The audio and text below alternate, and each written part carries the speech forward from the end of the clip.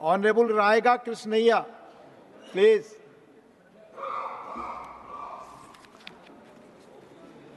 గౌరవనీయులైన చైర్మన్ గారికి రాష్ట్రపతి ప్రసంగంపై ప్రసంగించడానికి అవకాశం కల్పించినందుకు ధన్యవాదాలు. అయితే రాష్ట్రపతి ప్రసంగం లోపల అన్ని విషయాలు అన్ని కోణాలలో ఉన్నప్పటికీ ఈ దేశంలో మెజార్టీ ప్రజలైనటువంటి ఓబీసీలకు 56% జనాభా కలిగినటువంటి ఓబీసీలకు 76 సంవత్సరాల స్వతంత్రం తర్వాత కూడా వాళ్లకు సరి అయిన న్యాయం జరగడం లేదు. విద్య, ఉద్యోగాలు, రాజకీయ అన్ని రంగాల లోపల కూడా అన్యాయం జరుగుతుంది. భారతదేశము అభివృద్ధి అంచులకు పోతున్న అగ్రదేశంగా రూపొందడానికి బాటలు వేసిన ఈ దేశంలోని 56% ప్రజలకు మానవ హక్కులు, ప్రజాస్వామ్య హక్కులు, రాజ్యాంగబద్ధమైనటువంటి హక్కులు ఇంతవరకు రాలేదు. ప్రధానంగా బీసీ జాబితాలో అనేక కులాలు ఉన్నాయి. 2600కు పైగా కులాలు ఉన్నాయి. ఈ కులాల్లో denotified tribes, semi denotified tribes, nomadic tribes, సంచార జాతులు, అత్యంత వెనుకబడిన కులాలు, ధోబీసు, hair cutters, stone cutters, fishermens, shepherds, ఇట్లాంటి అత్యంత వెనుకబడిన కులాలు ఉన్నాయి.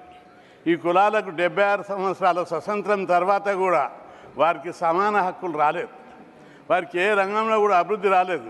భారతదేశము అగ్రదేశంగా చెప్పుకుంటున్న ఈ తరుణం లోపల కూడా బీసీలకు విద్యారంగం లోపల, ఉద్యోగ రంగం లోపల, అదేవిధంగా రాజకీయ రంగం లోపల చాలా వెనుకబడి ఉన్నారు.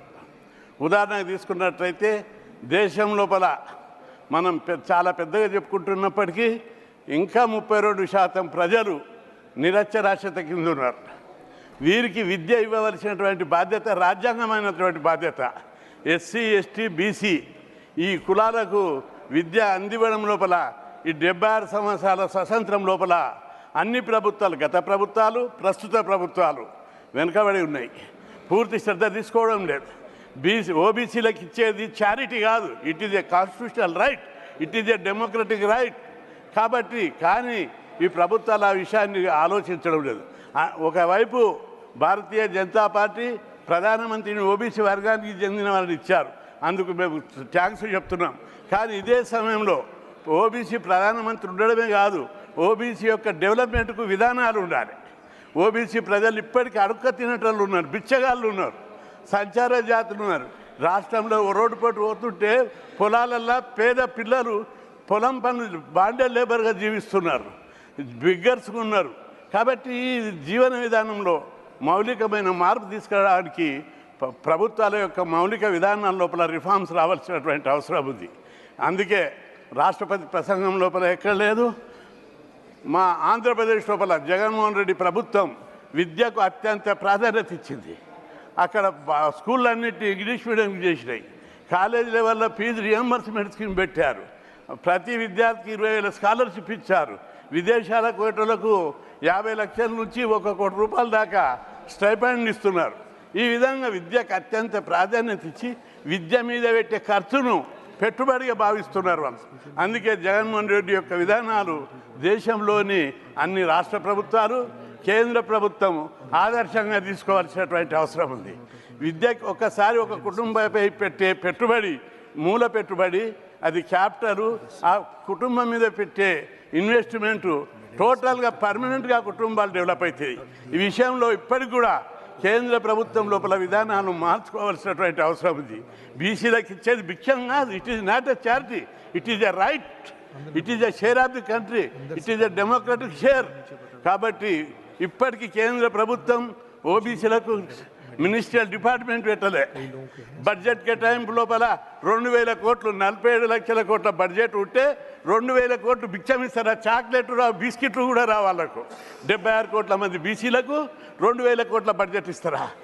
మండల్ కమిషన్, రాజ్యాంగబద్ధమైన మండల్ కమిషన్ 40 సిఫార్సులు చేస్తే 38 సిఫార్సులు ఇంతవరకు అమలు చేయలేదు. ఓ డిపార్ట్మెంట్ పెట్టలేదు. జనాభా లెక్కలు చేయడానికి ముందుకు రావడం లేదు.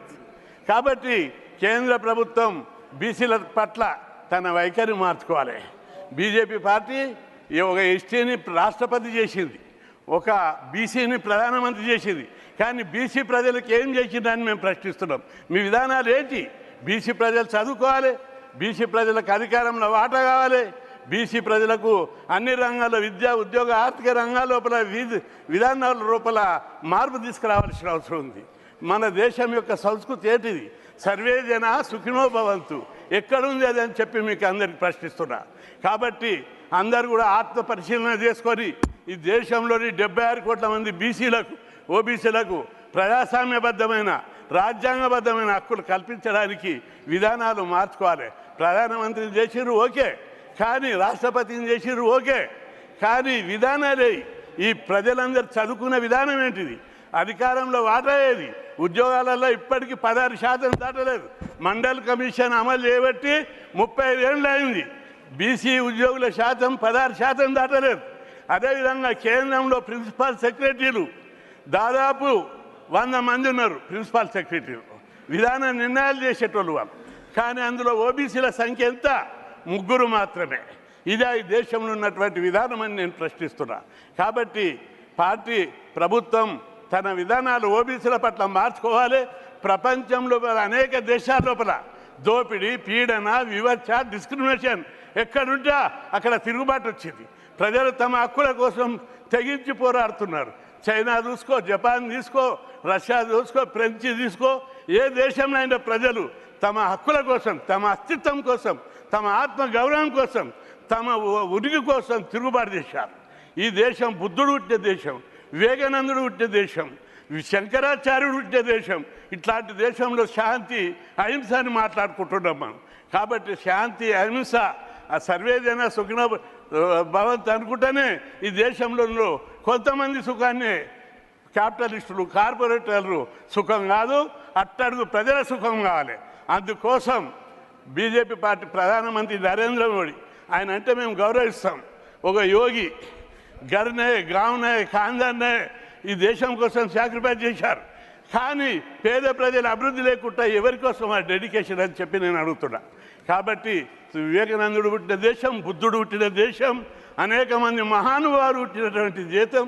ఈ దేశం కోసం, సర్వ మానవాళి కోసం పరితపించిన ధర్మభూమి లోపల పేద ప్రజలు ఇప్పటికీ నికృష్టమైన, పేదరికమైన జీవితం, అర్ధాకలితో ఉండే జీవితం గడుపుతున్నారు. అందులో మెజారిటీ ప్రజలు ఎస్సీ, ఎస్టీ, బీసీలు. వాళ్ళ మౌలికమైన జీవన విధానం లోపల మార్పు రాకపోతే ప్రజల్లో తప్పనిసరి రివోల్ట్ అయ్యేటటువంటి అవకాశాలు ఉంటాయి. ఆ విషయాన్ని ప్రపంచ చరిత్ర మనకు చెప్తున్నది. ఈ విషయాన్ని కేంద్ర ప్రభుత్వం గుర్తించి బీసీలకు రావాల్సిన, ఓబీసీలకు రావాల్సిన హక్కులన్నింటినీ చట్టసభల్లో రిజర్వేషన్లు పెట్టాలి. జనాభా ప్రకారం జనాభా లెక్కలు తీయాలి. కేంద్రంలో మంత్రిత్వ శాఖ పెట్టి స్కాలర్షిప్లు, ఫీజులు, హాస్టళ్ళు, రెసిడెన్షియల్ పాఠశాలలు పెట్టి ఎడ్యుకేషన్ ప్రమోట్ చేయాలి, క్వాలిటీ ఎడ్యుకేషన్.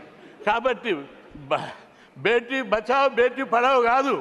కైసా పడితే वो लोगों का ఫైనాన్షియల్ అసిస్టెంట్ దియేతో పడితే నైతో కైసా పడితే. కాబట్టి ఈ విధానాల లోపల మార్పు తీసుకురావాలి. ఆలోచన లోపల మార్పు రాకపోతే తప్పనిసరి బీసీలు ఈరోజు దేశవ్యాప్తంగా ఉద్యమం చేస్తున్నారు. మా జనాభా లెక్కలది, మా వాటా మాకు, మా షేర్ మాకు అని అడుగుతున్నారు. కాబట్టి కేంద్ర ప్రభుత్వంలో ఉన్న అనేక మంది మనం వేదభూమి, కర్మభూమి అని మనం చెప్పుకుంటున్నాం. కానీ ఈ వేదభూమిలో, కర్మభూమి లోపల సగం మంది ప్రజలు, 30% ప్రజలు అర్ధాకలతోటి, అజ్ఞానంతో, అమాయకత్వంతో కొట్టిమిట్టాడుతున్నారు. వాళ్ళ హక్కుల గురించి ఓబీసీలో పుట్టిన ప్రతి ఒక్కరు కూడా పార్టీలకు అతీతంగా పోరాడాలని ఇప్పుడు బడ్జెట్ లోపల 2000 కోట్ల 47 లక్షల కోట్లు ఉంటే 2 లక్షల కోట్లు కేటాయిస్తే ఏం పోయింది? ఎవరికి కేటాయిస్తున్నారు? ఈ దేశ ప్రజలకే కేటాయిస్తున్నాం. ఈ దేశ ప్రజలు భారతమాత ముద్దు బిడ్డలు వీళ్ళంతా. Not the enemies, not from China, not from any other countries. వాళ్ళు అక్కడికి వెళ్ళి వలస రాలేదు. వీళ్ళంతా ఇక్కడ పుట్టారు. ఈ దేశ బిడ్డరు, ఈ భూమి పుత్రులు వీళ్ళంతా. వీళ్ళని అభివృద్ధి చేయవలసినటువంటి బాధ్యత భారత ప్రభుత్వం మీద ఉంది.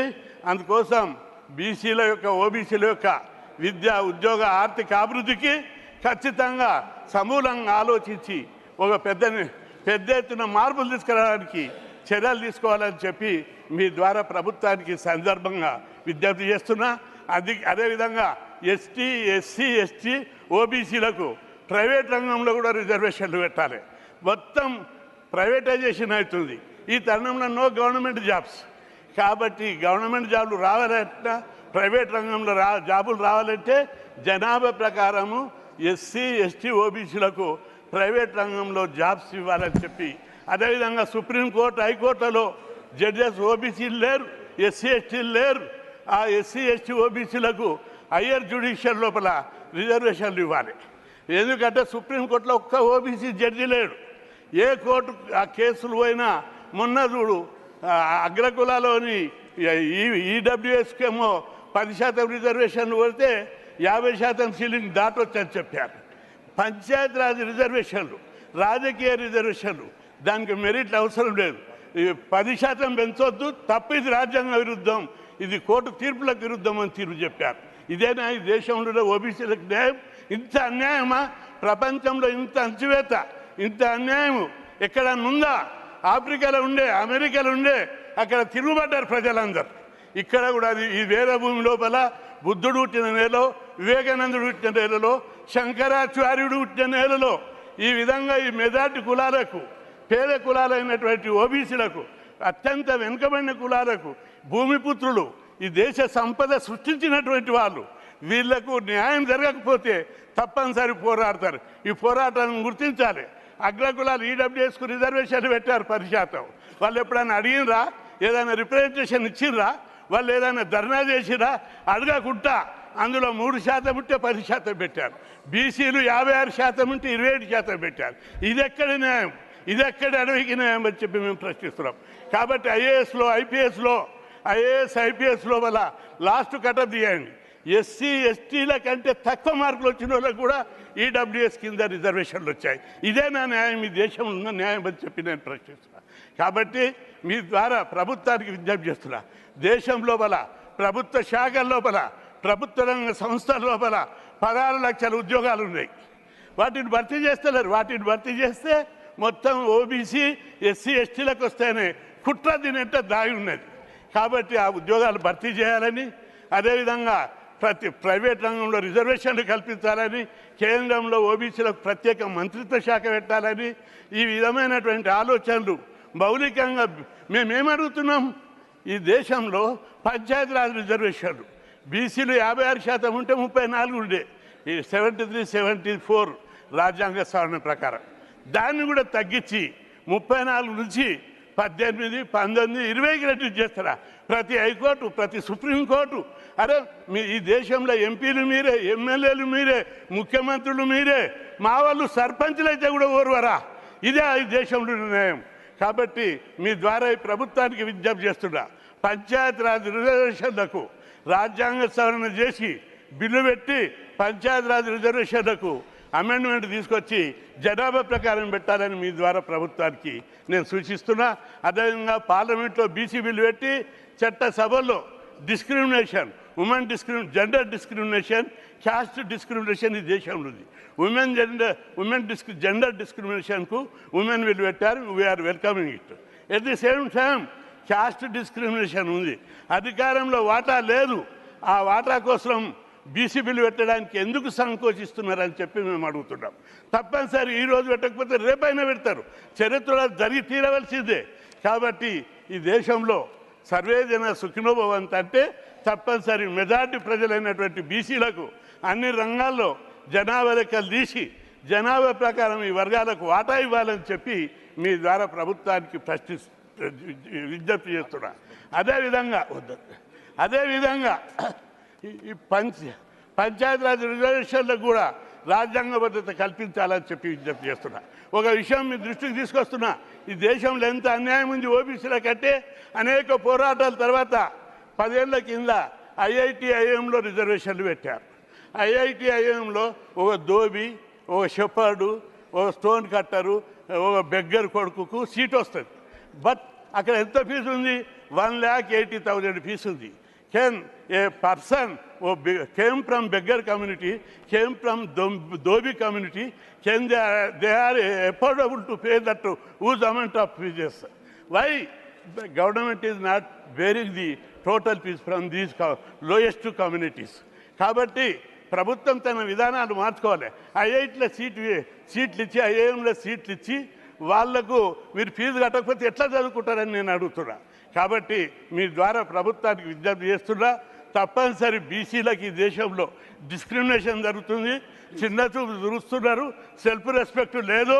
కాబట్టి ఈ వర్గాలకు న్యాయం చేయడానికి ప్రభుత్వం తనంత తాను, మీరు ప్రధానమంత్రిని చేసిన వ్యక్తి, రాష్ట్రపతిని చేసిన పార్టీ ఈ చిన్న చిన్న డిమాండ్లు ఎందుకు చేస్తలేదని నేను మిమ్మల్ని ప్రశ్నిస్తున్నా. కాబట్టి ఆత్మశోధన చేసుకొని, ఆత్మ పరిశీలన చేసుకొని, నెగిటివ్గా తీసుకోకుండా పాజిటివ్గా, వీళ్ళు కూడా మా తమ్ముళ్ళు, భారతమాత ముద్దు బిడ్డలు, భారతమాత పిల్లలు అని చెప్పి పాజిటివ్ కోణంలో ఆలోచించి ఈ వర్గాలను అభివృద్ధి చేయడానికి, ఈ వర్గాల యొక్క, ఈ కులాల యొక్క శక్తియుక్తులు, మేధాశక్తి, ప్రతిభ భారతదేశ అభివృద్ధికి వినియోగించాలని చెప్పి అందుకోసం తమను ఆలోచించాలని విజ్ఞప్తి చేస్తున్నా. అనేక మంది మేధావులు, అనేక మంది ప్రతిభావంతులు ఈ దేశంలో అవకాశం లేక అమెరికాకు, ఆస్ట్రేలియాకు, కెనడాకు వలస పోతున్నారు. ఈ దేశంలో వాళ్ళని ఉపయోగించుకుంటే వాళ్ళ మేధస్సులు, శక్తియుక్తులు, ఈ పేద కులాల యొక్క శక్తియుక్తులు పదవి పెట్టి ఉపయోగించుకుంటే, వాళ్ళకు వెల్ ట్రైన్ చేస్తే ఈ భారతదేశం యొక్క అభివృద్ధి చాలా స్పీడ్గా పెరిగే అవకాశం ఉంటుంది. కాబట్టి మీ ద్వారా ప్రభుత్వాన్ని పేద కులాలను నెగిటివ్ కోణంలో చూడకుండా, కుల కోణంలో చూడకుండా, కుల కోణంలో ఈర్ష్యాసూయ ద్వేషాలతో చూడకుండా పాజిటివ్గా ఆలోచించి ఈ దేశంలో సమాన ధర్మం, సమాన న్యాయం ఇవ్వాలనే కోణంలో ఆలోచించి బీసీ కులాలకు అన్ని రంగాల్లో వాటా ఇవ్వాలి. ఇది ప్రజాస్వామ్యం. మాకు ఓటేసేటప్పుడు వాటా ఉంటుంది, కేంద్రం చేసి రాష్ట్రాలు చేసి అప్పులలో వాటా ఉంటాయి, అధికారం మీకు ఇవ్వడానికి వాటా ఉంటుంది. మాకు అధికారంలో సంపదలో వాటా ఇవ్వడానికి లేదా? బ్యాంకులో రుణాలు తీసుకున్నారు, 16 లక్షల కోట్ల బ్యాంకు రుణాలను మాఫీ చేశారు. ఈ పేద కులాలైన రైతులకు, పేద కులాల స్వయం ఉపాధి పథకాలకు ఎవరికైనా రైతు రుణాలు వీళ్ళు తీసుకున్న రుణాలు మాఫీ చేశారా? కాబట్టి కేంద్ర ప్రభుత్వం తన టోటల్ దృక్పథాన్ని మార్చుకోవాలి. బీసీలకు ఒక సపరేట్ డిపార్ట్మెంట్ పెట్టాలి, అదేవిధంగా బడ్జెట్ కేటాయించాలి, స్కీములు ఎవాల్వ్ చేయాలి, స్కీములు డిజైన్ చేయాలి, వీళ్ళని అన్ని రంగాల్లో డెవలప్ చేయాలి. 76 కోట్ల మంది బీసీలను డెవలప్ చేయకుండా భారతదేశం ఎప్పుడు అగ్రదేశంగా కాదు. కాబట్టి అందరూ అభివృద్ధి చెందితేనే భారతదేశం అగ్రదేశంగా తయారవుతుంది. ఆ దిశగా ఆలోచించాలని, అలాంటి ఆలోచనను భగవంతుడు మీ అందరికి కల్పించాలని కోరుకుంటూ సెలవు తీసుకుంటాను. జై Hind. Thank you, Raiga Krishnaiya ji.